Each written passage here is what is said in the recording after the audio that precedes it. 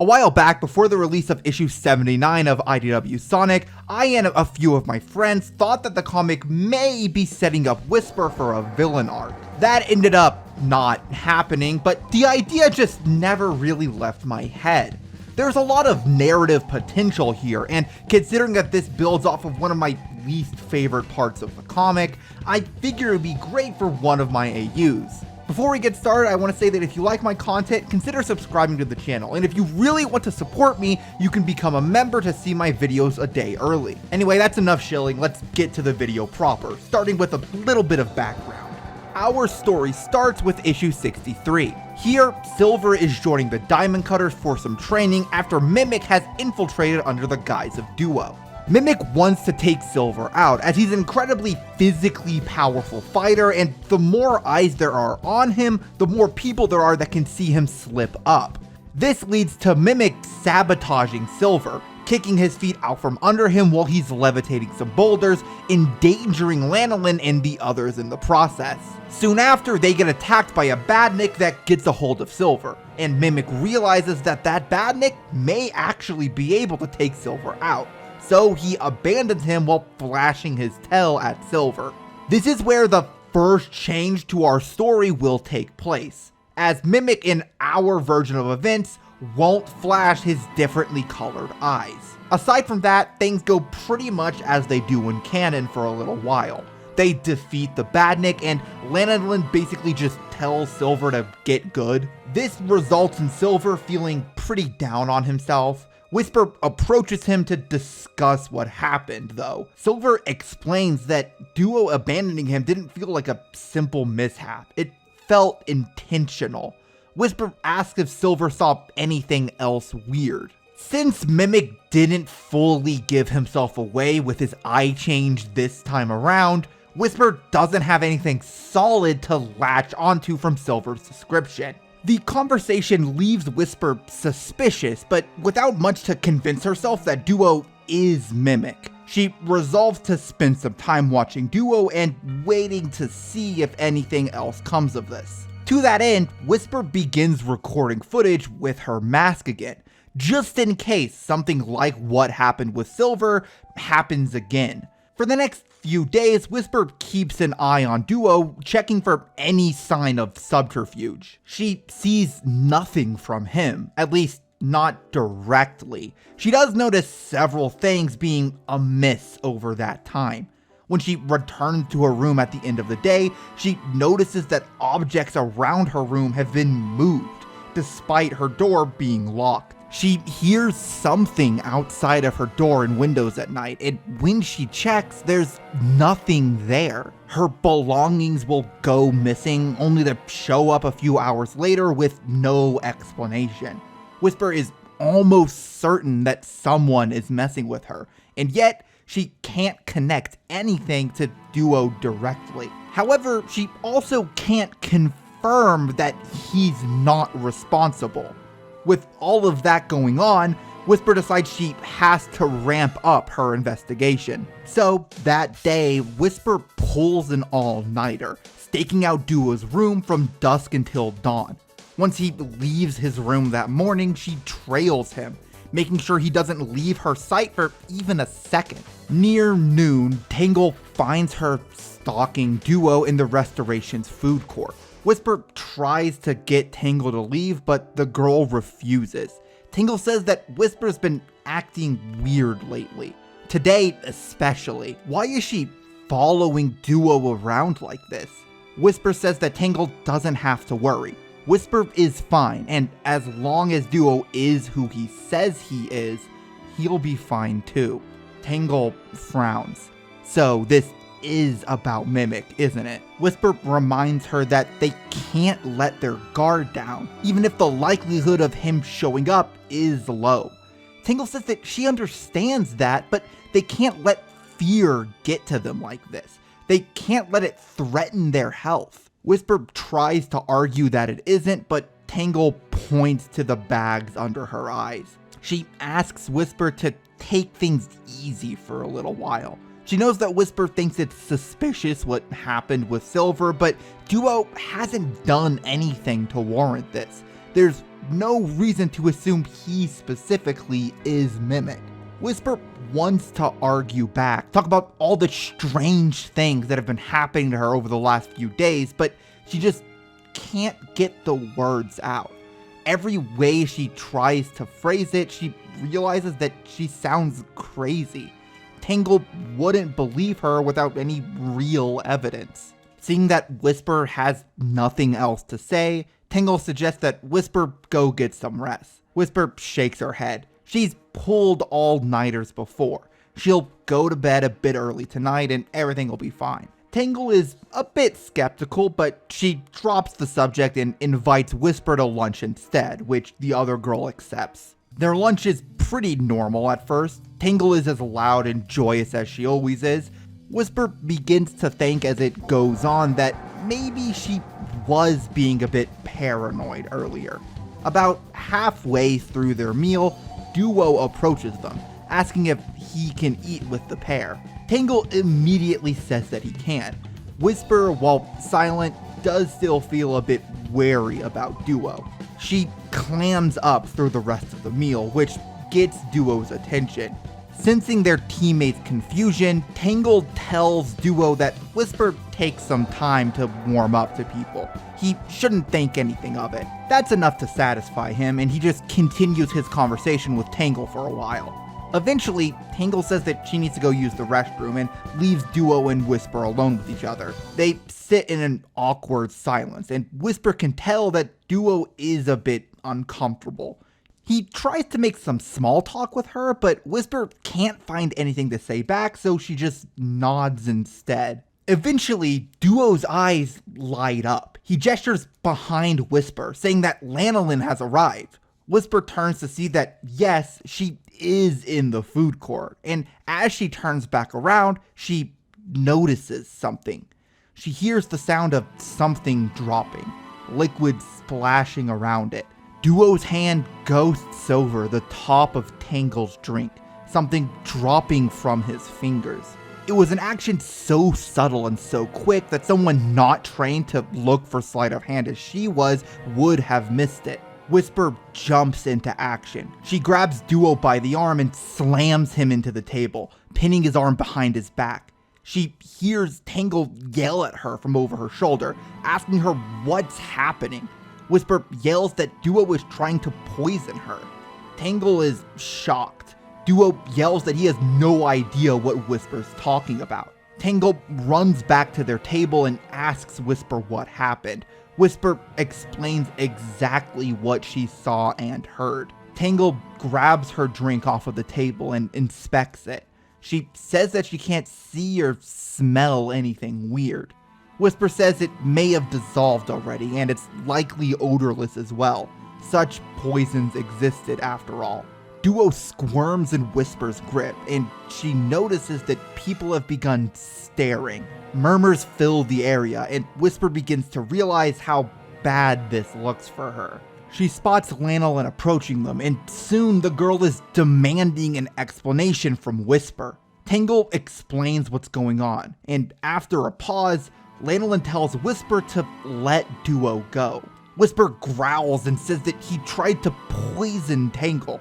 Lanolin says that if that's true, they're not going to let him get away, but they can't interrogate him or investigate with him pinned to the table like this. Whisper hesitates, but she does let Duo go.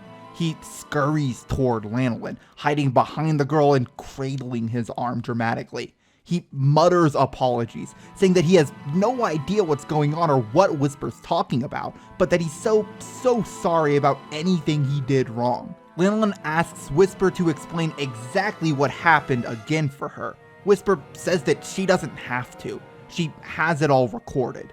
Lanolin and Tangle balk at that, asking Whisper what that means, and Whisper explains the recording function of her mask. She pulls up the most recent video file and gives the mask to Lanolin, allowing her to see what Whisper had seen.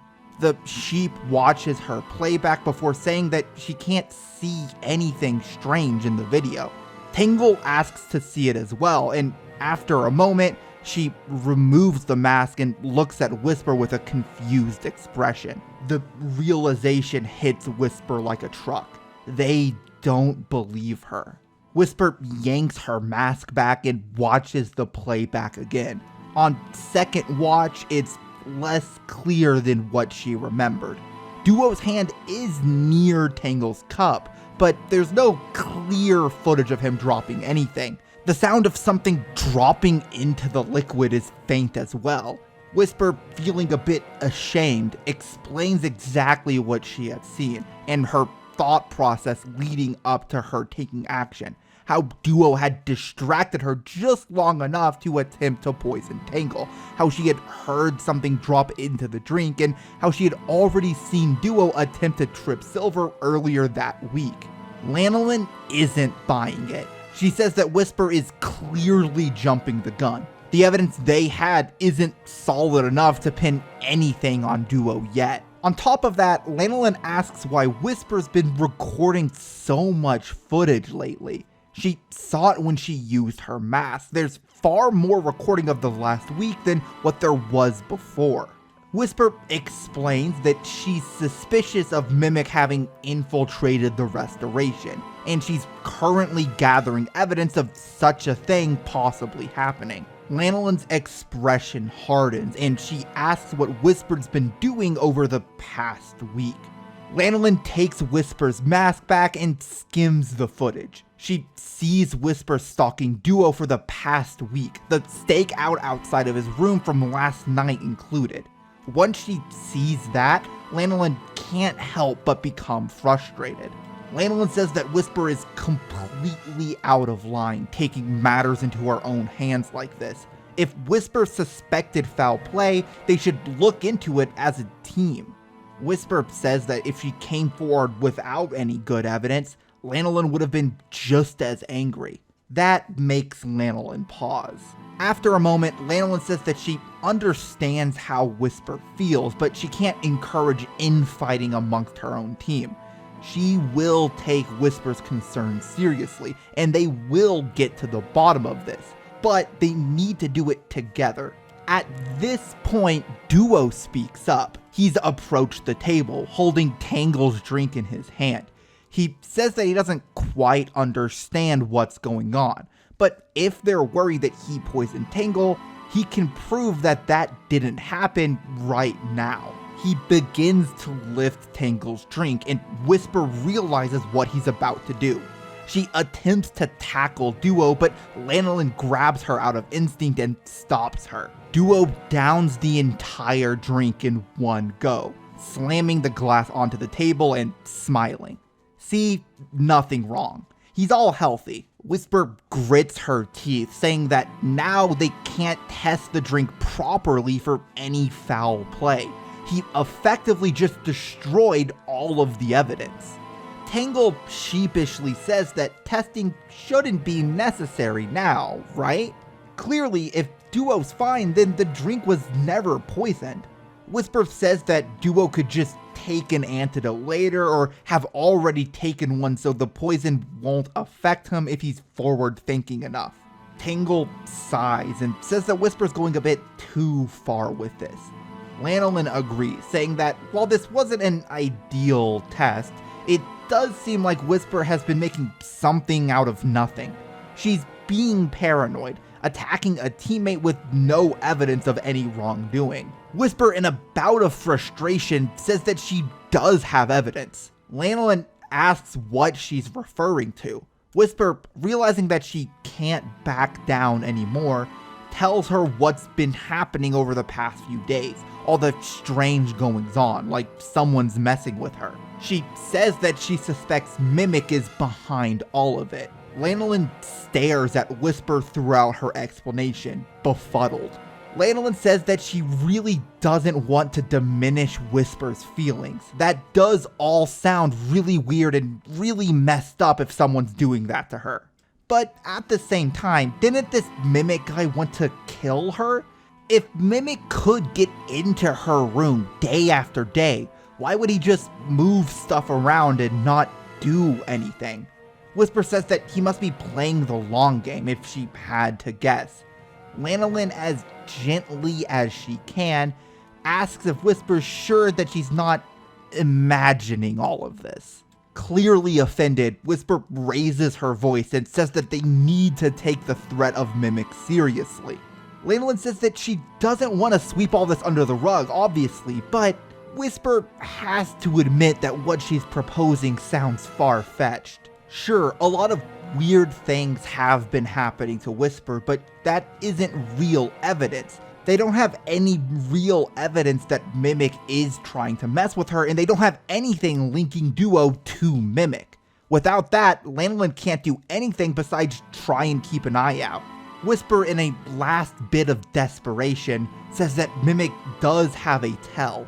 Both Tangle and Lanolin perk up, and Whisper explains that the only part of his body Mimic can't change are these suction cups on his hands.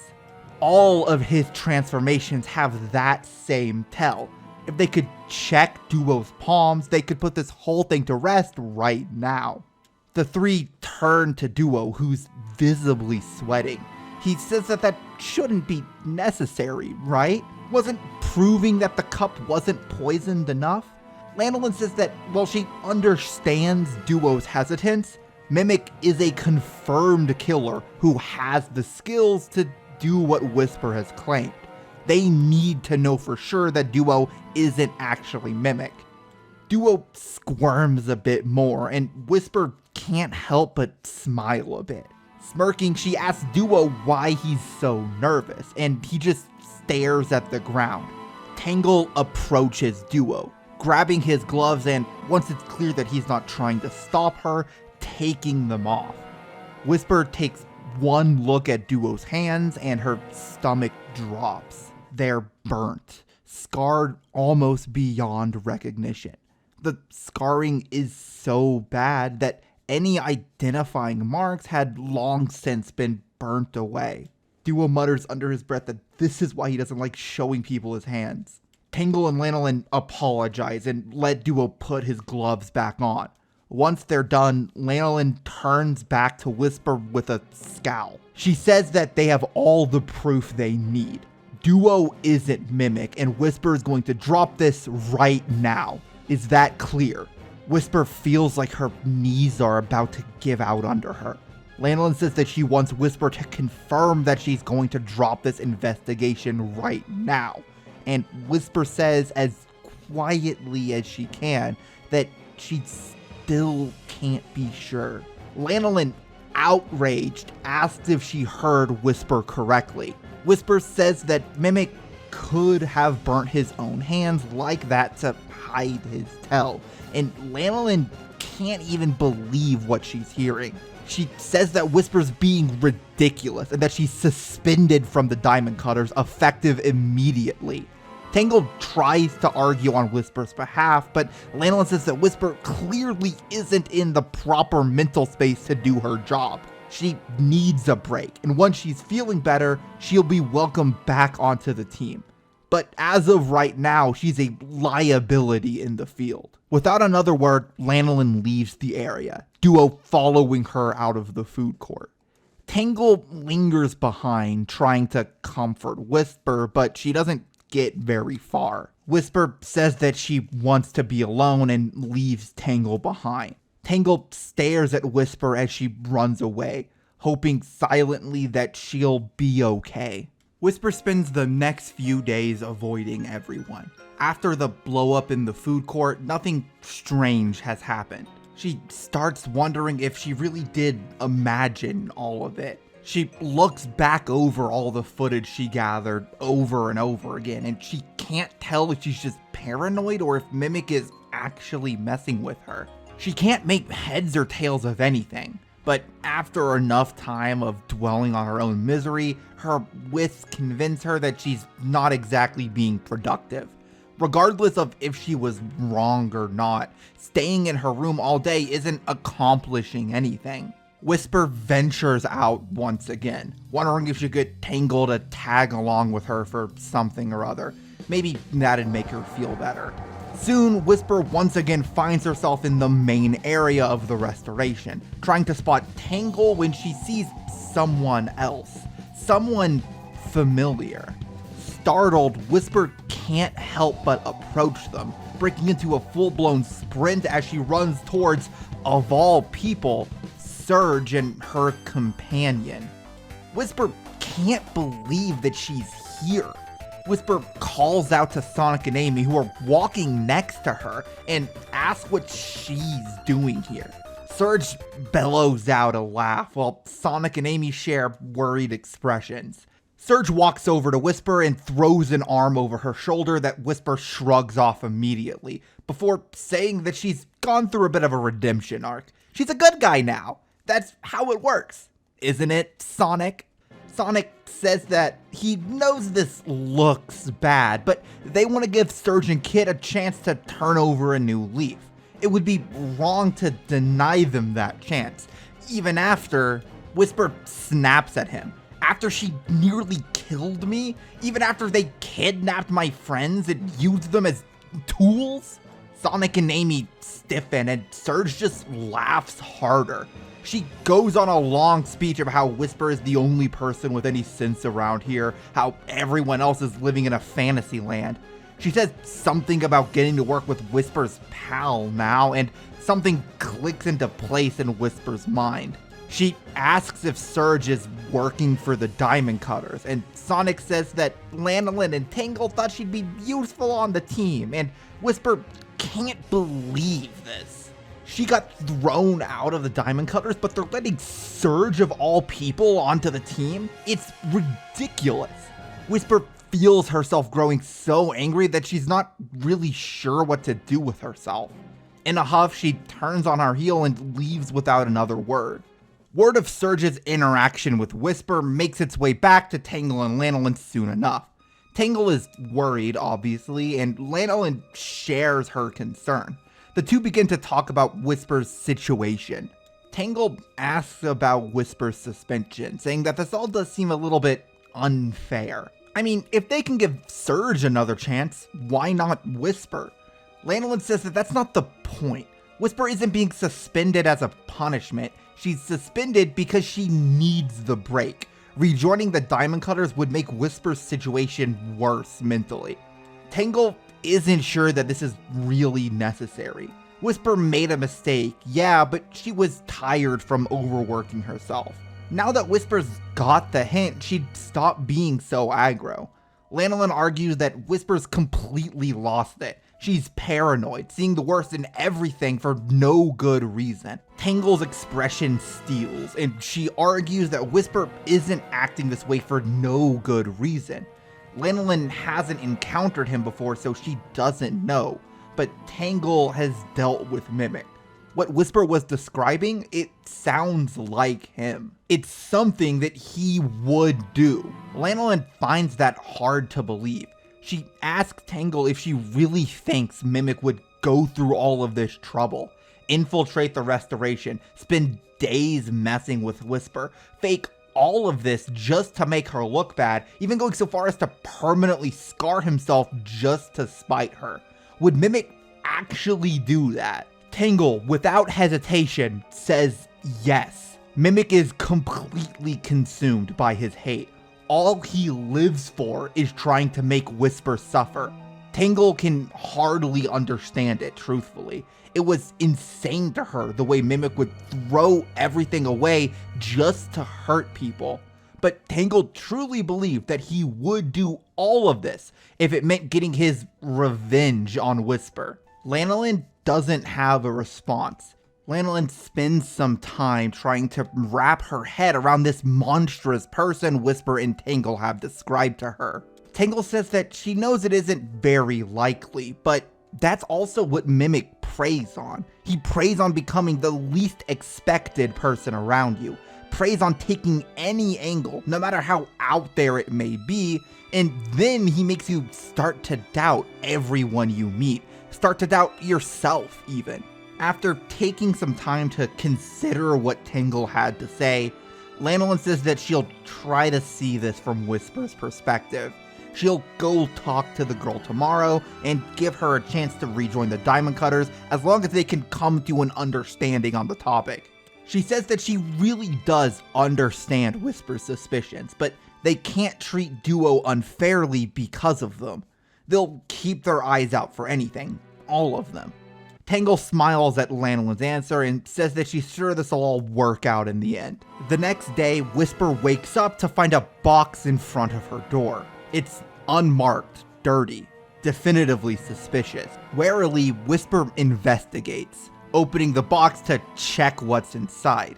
It's a dead Flicky, hunted by someone. This enrages her. Whisper closes the box and carries it through the building, marching towards the Diamond Cutter's office. Lanolin is already there drinking some coffee as Whisper slams the box onto the table with a huff. Lanolin reacts strongly, asking Whisper what she's doing at this ungodly hour, and Whisper just explains that someone left this box and its contents inside her room last night.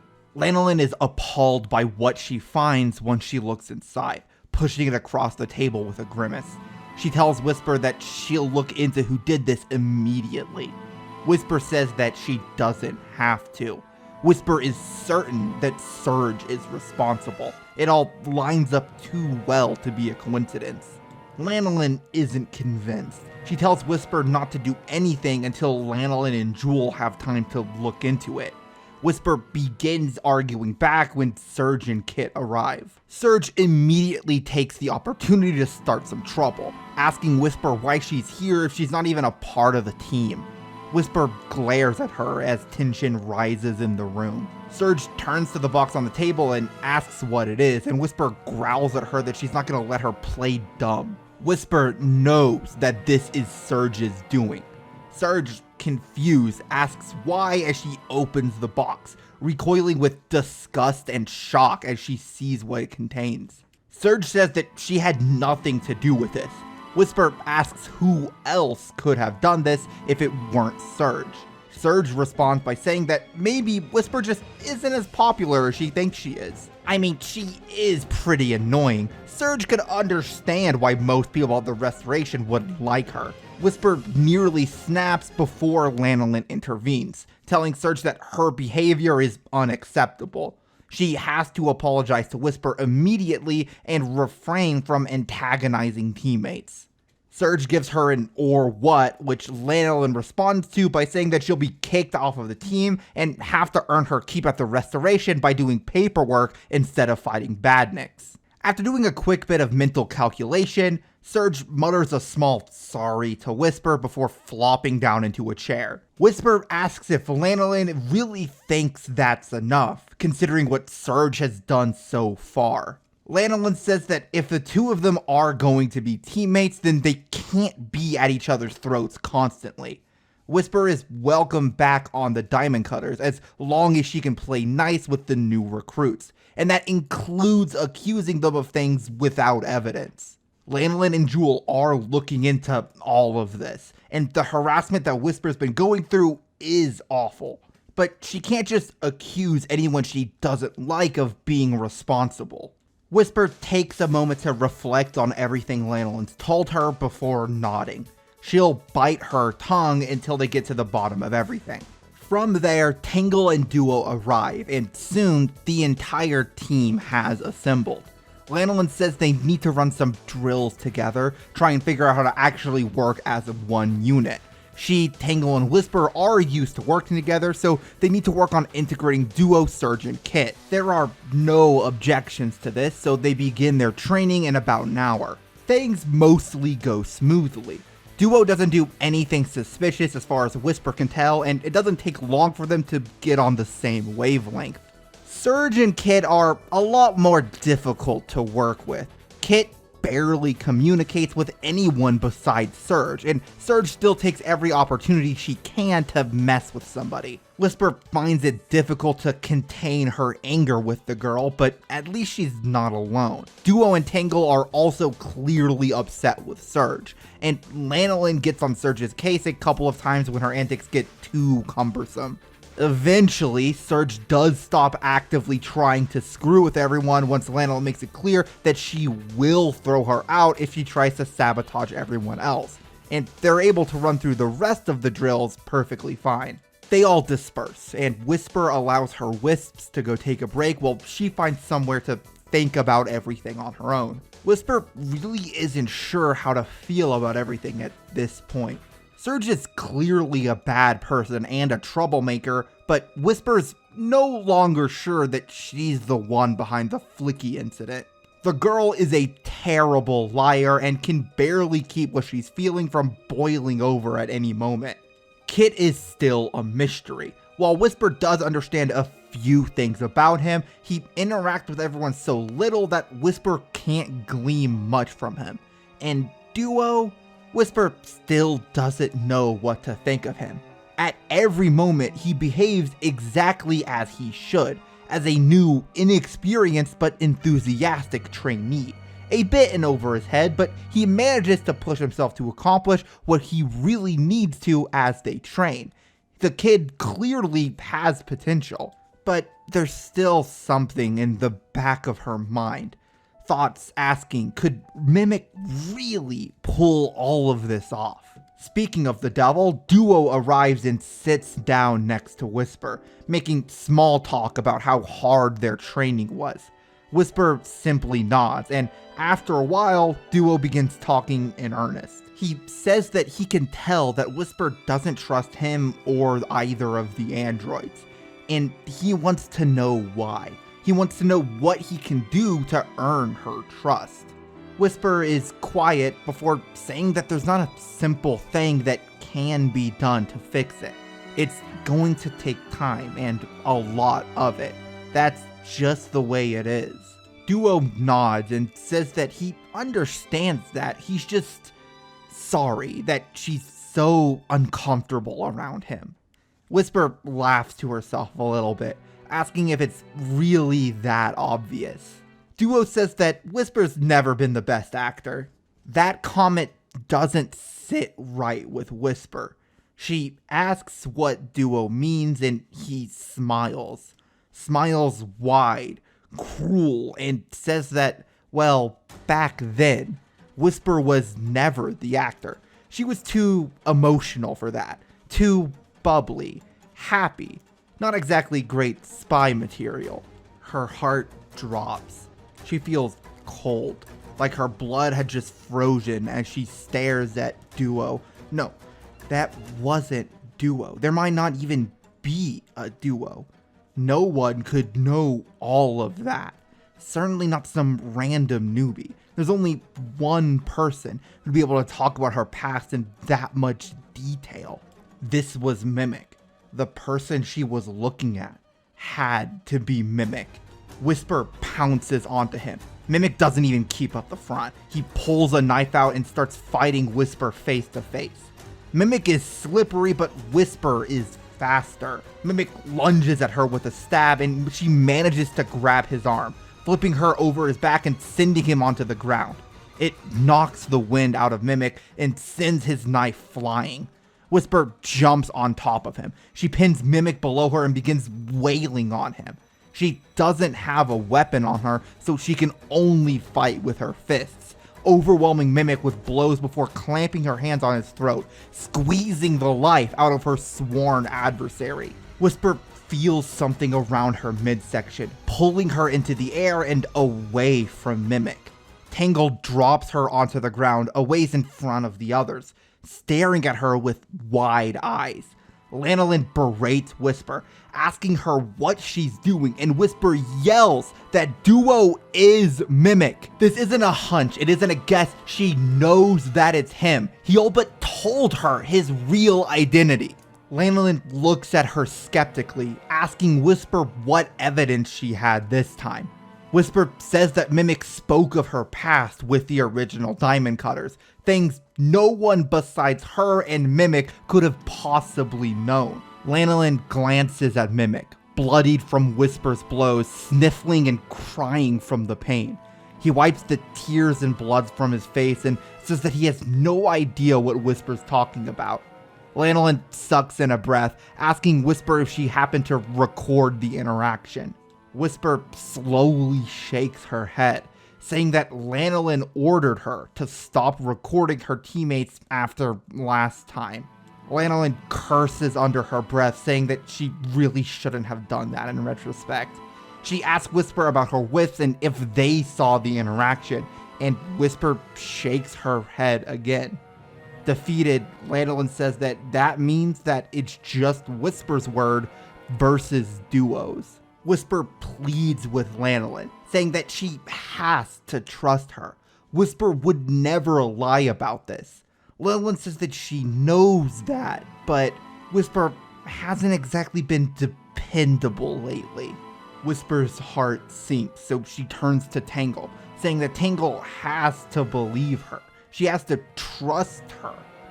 Tangle looks at Whisper almost apologetically and says that she really wants to trust Whisper, but Whisper takes a step back, shocked. She turns to Mimic, still sprawled out on the ground, and everything starts to make sense. This was his plan all along, to turn everyone against her, to keep prodding her, keep making her act out, and erode her credibility until they trust him more than they trust her. And it worked. Whisper can't keep her emotions in check anymore.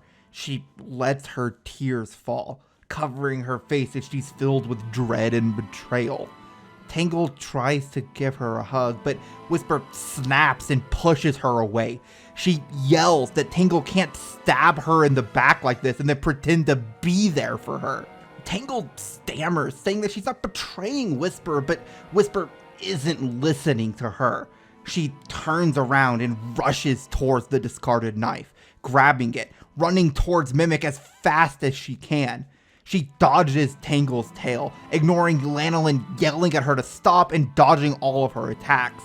Mimic commits to his role. He cowers from her, not even attempting to escape as Whisper dives onto him.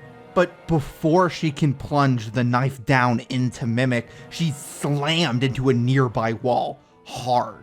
Surge is pinning her, one hand grabbing her cloak and the other pinning her wrist, pushing the knife away from Whisper's body. Surge cackles, taunting Whisper, asking if she really wants to try for round 2. She even has Drippy backing her up this time. Whisper scowls at Surge, but she can't do anything. Surge is stronger than her, massively so, and without her wisps, she doesn't stand a chance. Lanolin yells at Whisper, asking her what the hell she was thinking. Whisper says that Mimic will change back once he's dead. Lanolin is appalled, asking Whisper how she could say that about a teammate. Whisper yells that Mimic is not her teammate. He's not on anyone's team but his own. And if they don't let her do what she needs to do, they're all going to get hurt. Lanolin grits her teeth, saying that she really wanted to put all of this behind them, but if Whisper's going to act like this, she doesn't have any choice but to suspend her until she gets a grip already. Lanolin tells Surge that she has permission to protect Duo from Whisper if she keeps this up. Surge's only response is a wicked smile.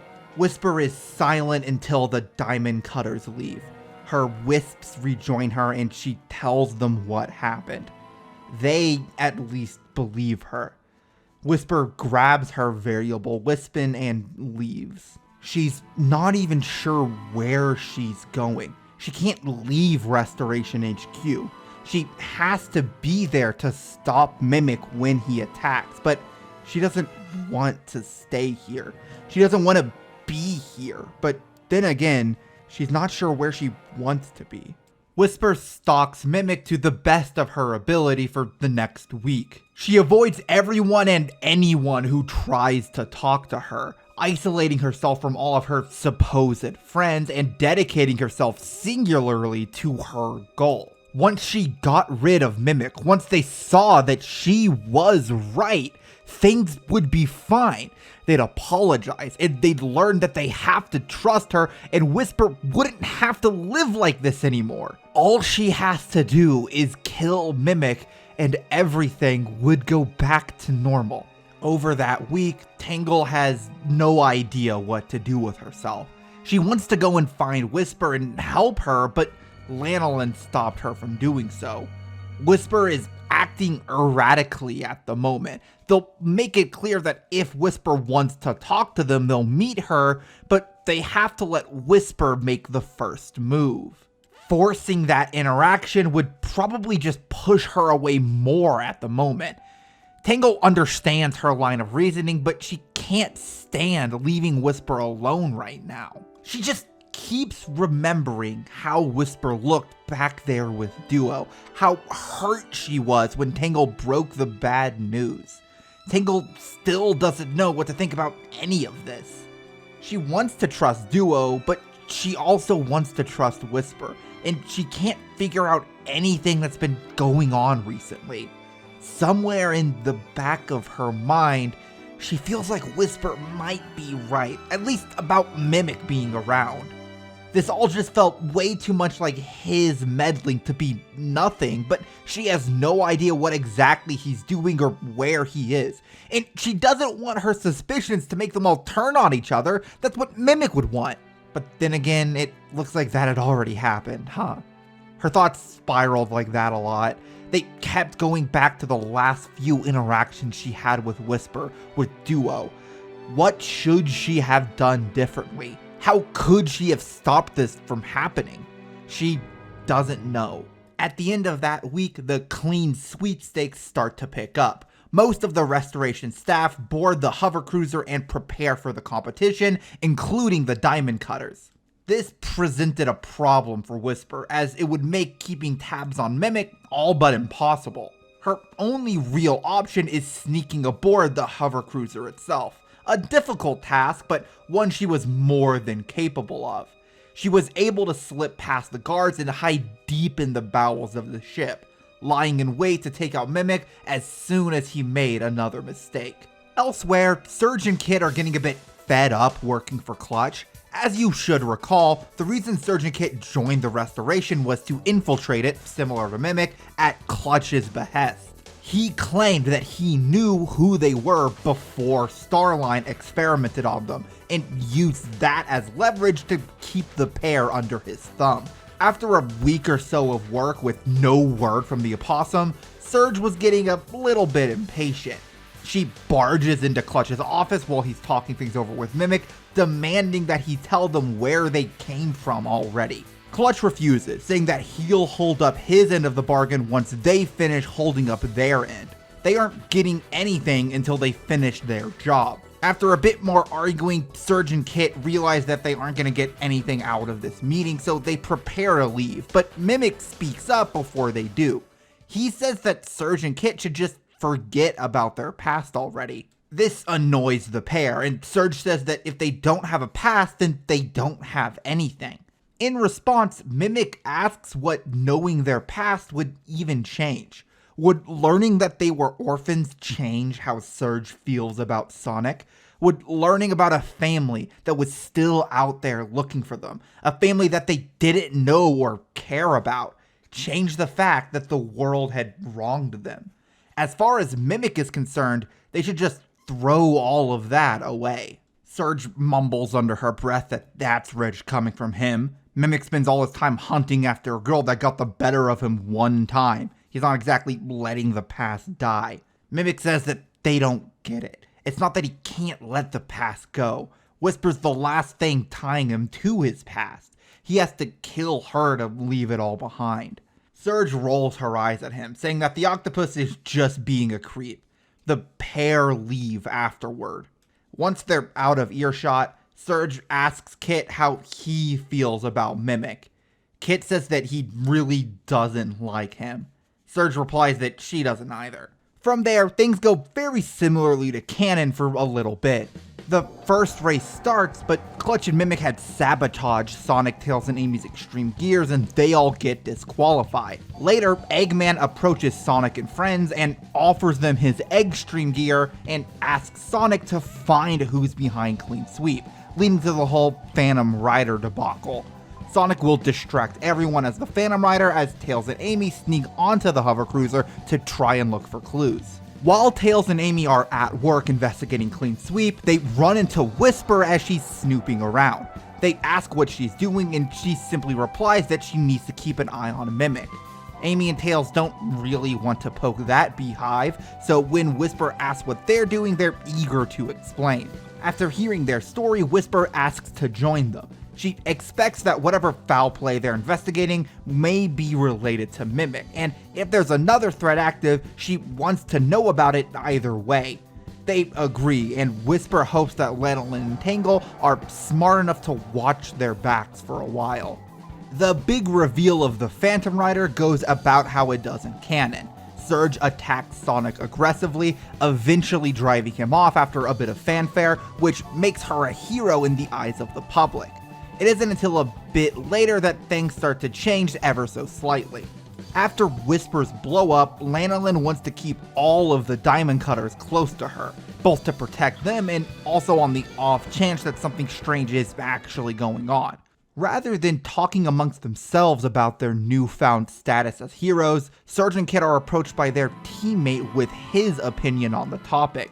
Mimic had eavesdropped on the pair as they tried to get away from the others, and hearing that Surge and Kit are apparently going soft, he has to jump in. Mimic tells Surge and Kit that they'll regret it if they turn against Clutch. The boss doesn't like giving up his things. It's a huge risk, and what for? To help a bunch of nobodies, people who didn't care about them?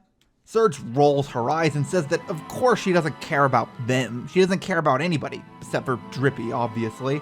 She just wants the praise, the fame, the glory. Mimic is slightly surprised, and he says that he'll admit he's a bit impressed. He didn't think they'd be willing to just grift the public like that. But it's an even riskier play than turning against Clutch. People are fickle, vapid.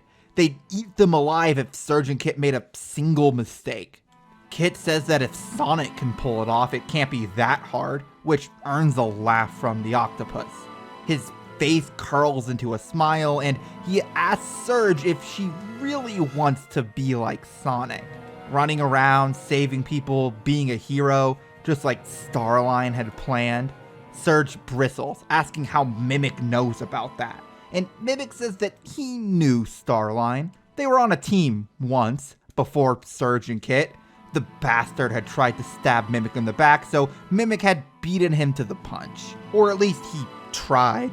Zavik had stopped him. Would have saved the pair a lot of trouble if he hadn't, huh? Annoyed, Surge asks Mimic what his point is.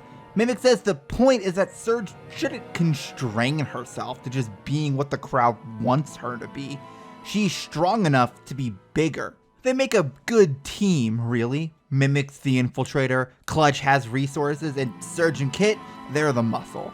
They could have anything and everything they wanted, and unlike the crowd, he and Clutch could be trusted. The pair look at him skeptically, but Mimic explains further. He and Clutch, they're simple people. If someone's useful to them, they'll keep them around. They're honest, unlike everyone else. Everyone else, they all lie. Pretend to be selfless when really they're all selfish deep down. They'll tell the pair that they care about them, that they trust them, and all these other pretty little lies, and then throw them to the gutter as soon as it benefits them. Mimic, he'll tell them the truth. He doesn't give a damn about them, but they're useful, and he's useful to them. They have a mutually beneficial relationship, and they should keep it that way. Neither Kit or Surge have anything to say for a while, and Mimic takes that as his cue to leave. He's pretty sure he won them over. They're paranoid by nature. All they know is betrayal. There's enough truth in what he said to undermine whatever little trust they have in the outside world at the moment. That should keep them on their leash for now. The next day, Whisper, Tails, and Amy manage to find Belle, and Amy pieces together the mastermind behind Clean Sweep as she did in canon. Sonic plans to interfere with the dodgeball game, only for Mimic to upstage him and cause a whole bunch of chaos. Things do go slightly differently, but for the sake of simplicity, everyone ends up still getting a look at Sonic and realizes that he's the Phantom Rider. This has one big change in the end, which is that since Surge and Kit are still working directly for the Diamond Cutters at the moment, Surge spills the beans about Sonic being the Phantom Rider to Lanolin. Lanolin is absolutely fuming. Why the hell would he go and do something like this? Lanolin stops herself. She says that she's gonna go get some fresh air and that she needs to calm down. She leaves Surge, Kit, Duo, and Tangle in the conference room. Surge and Kit mumble a bit about this development, Surge asking Kit what this is all about and Kit saying that he has no idea. Duo offers hesitantly that maybe Sonic is getting something out of this, trying to steal something from Clean Sweep maybe. Tangle shoots that idea down. Sonic would never do anything like that. He doesn't care about money, and he has ways of getting whatever he wants anyway with how many connections he has. Sonic would only do something because he thinks it's the right thing to do. The conversation goes in circles for a while. Tangle grows frustrated with how little progress they're making, and eventually she stands. Tangle says that she's not just gonna sit around and doubt her friends anymore. She's tired of it.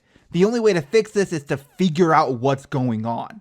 Tangle leaves the room, Duo running after her. Surge tells him to let her go. She's clearly already made up her mind. Tangle relays her feelings to Lanolin. It takes a bit of arguing, but eventually Tangle wins Lanolin over. She gives Tangle the go-ahead for her investigation. Though soon, Tangle finds out that she's not the only one investigating the hovercruiser. With so many people running around and Tangle's general lack of stealth skills, Amy's group happens upon her pretty quickly. They all explain what they're up to and why, and once Tangle hears that Amy and Tails are in on Sonic's plan, she wants to help them find what Clean Sweep is doing. They all accept it. While Whisper clearly isn't elated about the idea, she isn't going to say no.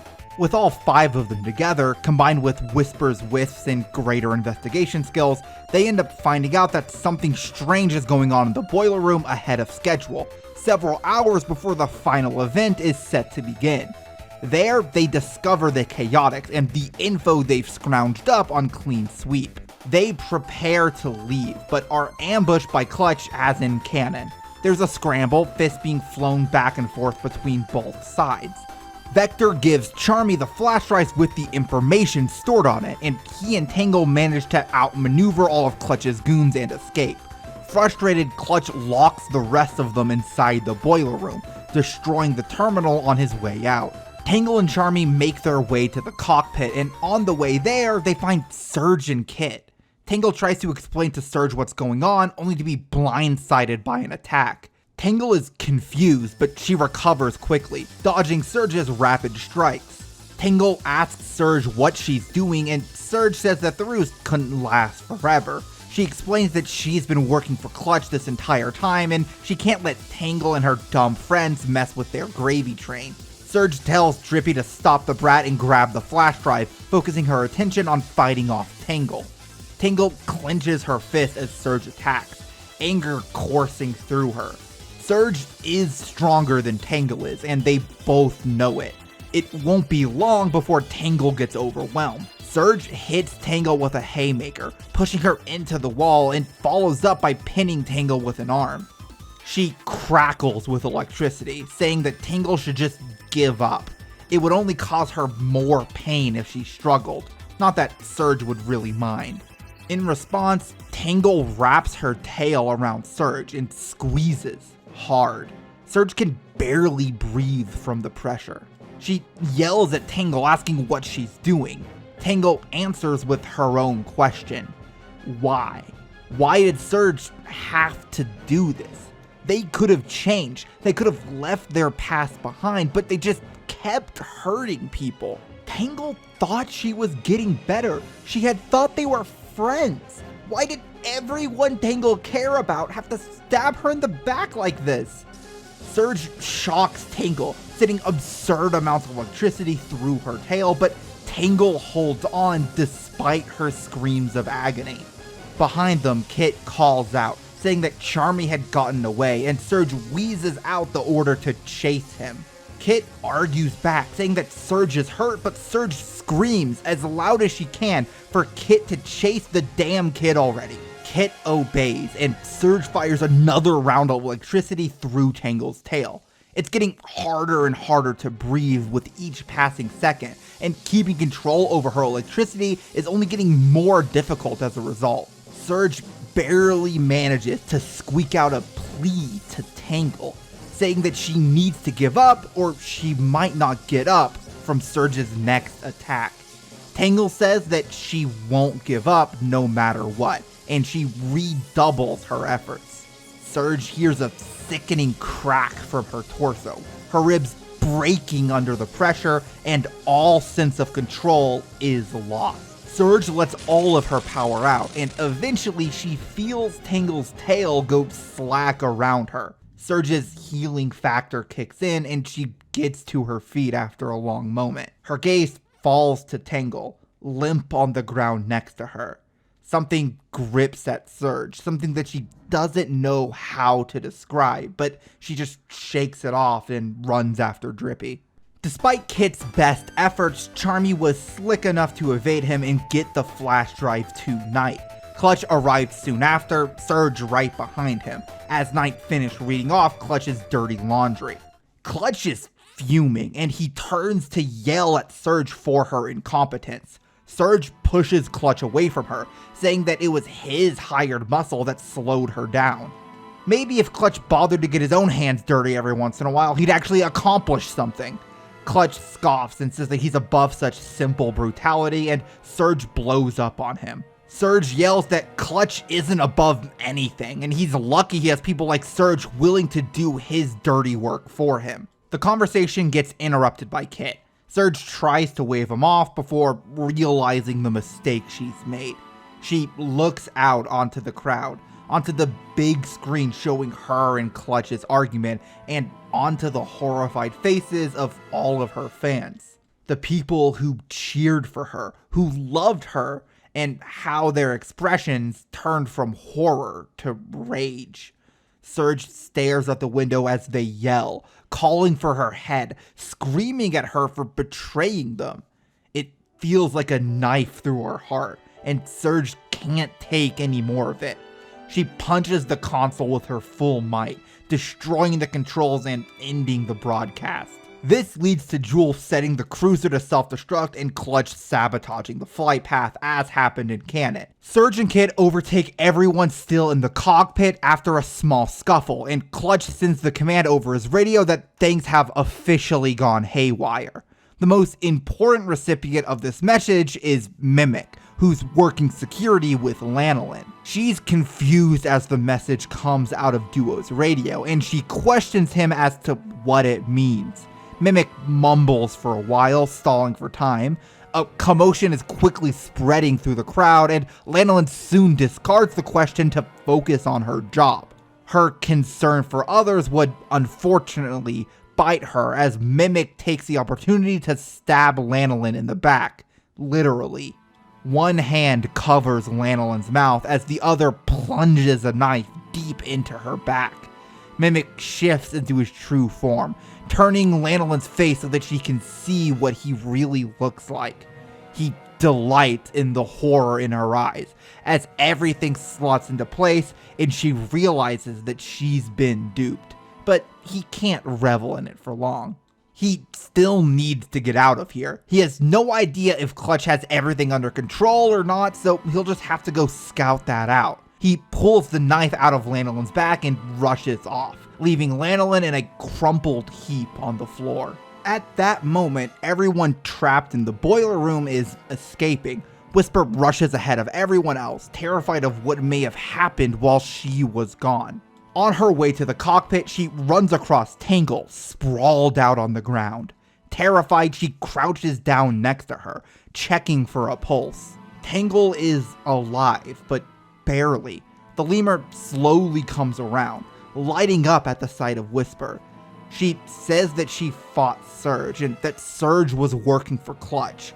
Whisper scowls. She rushes toward the cockpit, telling Tangle that the others will look after her. Tangle pushes herself to her feet, unsteady, and tells Whisper to wait. They're interrupted by a distress signal from Lanolin, a safety precaution they had set up earlier. The pair pause, and Tangle argues that they need to make sure that Lanolin is safe first. Whisper resists the suggestion, wanting to run after Surge and all the others, but Tangle says that the spectators could be in danger, which gets Whisper to change her mind. The two run towards where Lanolin should be. While that is happening, the showdown between Sonic, Clutch, Surge, and Kid, and now Eggman with the reveal of his Eggstream gear, begins. And nothing about this will change dramatically. More importantly, after a few minutes, Tangle and Whisper find Lanolin, covered in blood. Lanolin had managed to stop the bleeding with some bandaging, but she's in really bad shape. Horrified, Tangle asks what happened, kneeling down next to Lanolin while Whisper watches. Weak and ashamed, Lanolin tells Tangle that Duo was Mimic. He did this to her before running off. Tangle freezes in place. She doesn't want to believe it, doesn't want to think that she could have actually messed up this badly, but it all makes sense. She can almost hear Whisper's anger behind her. Tangle turns to Whisper, barely able to force out her voice as she apologizes. She should have trusted Whisper. She and Lanolin realize that now. Whisper yells at Tangle, telling her to shut up. The girl's breathing is heavy, almost ragged. She's crying, hand gripping her waistband so tight Tangle thinks she might break it. Tangle can hardly imagine how Whisper feels. Something between rage and dread escapes Whisper as she curses under her breath. She mutters to herself, saying she promised that she wouldn't let this happen again. She wasn't supposed to let herself lose anyone again. Tangle tries to speak up, saying that Whisper technically hasn't lost anyone yet, but a single glare from Whisper makes her voice die in her throat. Whisper pulls her mask over her face and says that she's going to go find Mimic. Tangle needs to get Lanolin and herself to a hospital as quickly as possible. Don't follow her. Whisper leaves, and Tangle has nothing to do but follow her instructions. In her search for Mimic, Whisper finds the battle aboard the top of the hover cruiser. Things have begun to wind down now, with Clutch being captured by Eggman. Surge and Kid are the only combatants left standing, now unsure of what to do with Clutch gone. At that point, Mimic makes himself known. They'll escape on their own, and Mimic will get in touch with them later if he has any more use for them. Surge asks what about Clutch, and Mimic laughs. He's not gonna challenge Eggman, and certainly not for Clutch of all people. Bastard shouldn't have gone on the Doctor's bad side if he didn't want Eggman to screw him over. Surge and Kit don't love that answer, but they don't have any positive feelings toward the mob boss anyway. They all begin their escape, but Mimic doesn't get very far. Whisper is hot on his tail, and he's not surrounded by any crowds that he can use as a shield. Mimic does his best to lose Whisper, but he just can't get away. Whisper's constant fire forces him to dodge, losing speed, and Whisper manages to close the distance between them. She takes a swipe at him with her Wispin, and Mimic is forced to return the favor with his knife. The pair struggle, trading blows back and forth. Whisper dodges out of the way of each of Mimic's stabs, returning them with strikes of her own, but Mimic finds a weak spot Whisper doesn't even know she has. He stabs her extreme gear, short-circuiting it, and it soon begins to fail. Whisper, panicking, throws herself at Mimic, grabbing a hold of him. Mimic barely manages to keep control of his extreme gear, attempting to throw Whisper off of him, but she holds strong. The pair struggle for control of the vehicle. Neither are able to come out on top, and they quickly begin losing height. They manage to keep themselves from going into freefall, but only barely. The pair hits the ground hard. Whisper is pretty sure she's broken something, and Mimic doesn't seem to be much better for the wear. The impact is so brutal that neither combatant can continue their fight, at least for now. Whisper stares at the hover cruiser, trying to get to her feet and watching as it descends through the sky. It's complete chaos. Without the Diamond Cutters helping to control the crowd, the Babylon rogues can't control the vehicle's flight path. They have almost no time to stop its descent, and the best Sonic and his friends can do is help evacuate the city as quickly as they can. Whisper watches as the hover cruiser quickly falls, crashing into the buildings and toppling them over. Explosions go off, people run in terror. Whisper can see Sonic and his friends trying to save people, but she knows they haven't saved everyone. They couldn't have. Whisper turns to see Mimic, watching the crash as well. She growls at him. This is his fault. He and Surge and Clutch did this. Those people's blood are on his hands. Mimic has the gall to laugh at her, slowly pushing himself to his feet. What's a couple dozen more bodies on the pile at this point? Whisper rises to match him, completely overtaken by rage. Whisper points her Wispin at Mimic, yelling that there's nowhere left for him to run. She is going to end this, even if she has to kill Mimic with her own 2 hands. Mimic brandishes his knife and says that she took the words right out of his mouth. Whisper fires. Mimic dodges the shot, barely. It scrapes his side, but he ignores the pain as he lunges at Whisper. She blocks his stab, and the two begin their final battle. They're both exhausted and in pain, barely able to force themselves to their feet, let alone fight. They're propelled into motion by simple hate, the burning desire deep within them to spill the other's blood. Mimic shapes the fight early on, his relentless stabs and slashes forcing Whisper into a defensive position. She blocks strike after strike, seldom returning with her own, but unlike Mimic's, her attacks find their mark. Mimic is losing, and they both know it. Whisper can't help but feel satisfaction as panic starts to overtake Mimic's features. His eyes scan the environment, looking for any way out, and that's when Whisper attacks. She drives her Wispin into his gut, knocking the wind out of Mimic. He stumbles back, and Whisper keeps up the attack. She delivers a punch to his jaw, a kick to his ribs, and he falls to the ground.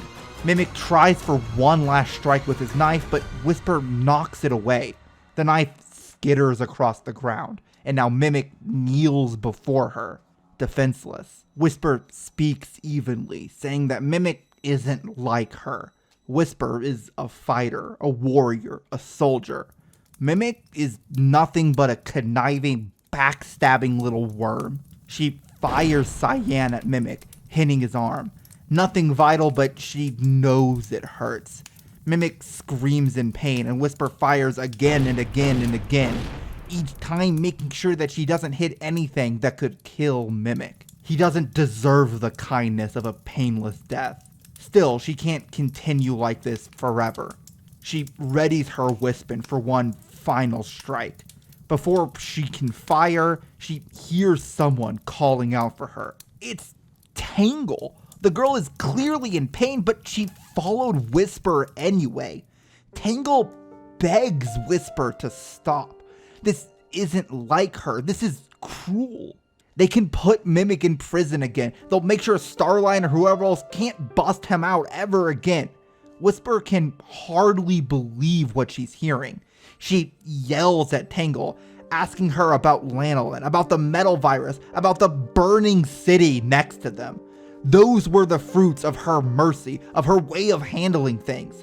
Did Lanolin deserve to die just so Mimic of all people could keep living? Tangle yells that that's not the point. The point is that Whisper isn't well. She's hurting, Tangle knows that, and she's sorry that she was one of the people who hurt her. But Whisper isn't acting like herself. Look at her. She's torturing one of her enemies just for the pleasure of it. Is that who Whisper really was? Because that wasn't the Whisper that Tangle knew. Whisper lowers her Wispin, staring at Mimic, at the wounds she inflicted on him. The octopus laughs to himself and says through pained gasps that he should have been more careful when he stabbed Lanolin. He isn't sure if she'll die, but if she does, she could make a full recovery. He should have aimed elsewhere. Maybe he could have crippled her for life, leave them all with something to remember him by. And then he laughs. He laughs loud and cruel and awful.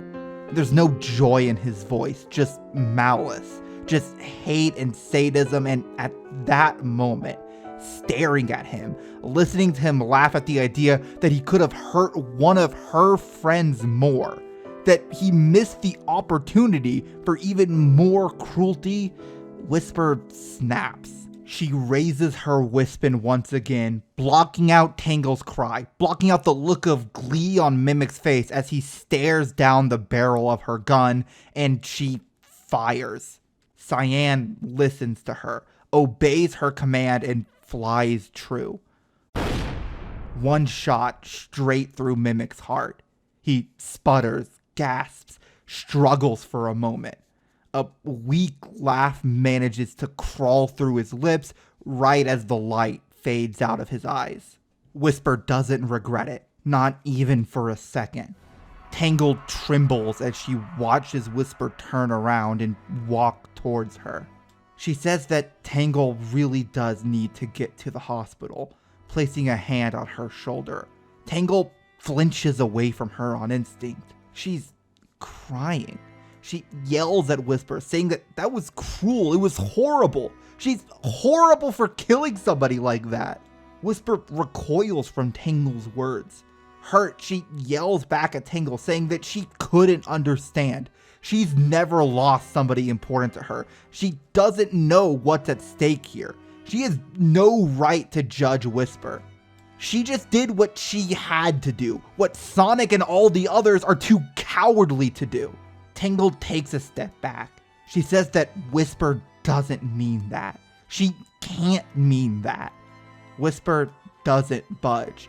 Tangle presses further, asking if this is how Whisper's gonna handle everything from now on. Is she just gonna kill everyone who hurts her? How far does this go? Are Surge and Kit next? Whisper tenses before saying that Surge and Kit betrayed them. They both have blood on their hands. She's done giving second chances to people who clearly didn't deserve them. Tangle just stares at Whisper. Tears fall from her eyes freely. Tangle doesn't even bother wiping them away as she walks away from Whisper. She says quietly that Whisper really isn't the person she remembered anymore. Whisper, completely unmoving, watches Tangle leave. She only leaves herself after Tangle was far out of sight. She covers her face with her mask. If she cried, there was no one there to hear it. As always, a big shout out to all of my members. Elric111, Agent B7, Joseph Florian, Shredding Pixels, GB484, Atria Gaming, Nicholas Goslin, Jojo No No 2, Reeser, and Pancone Queso.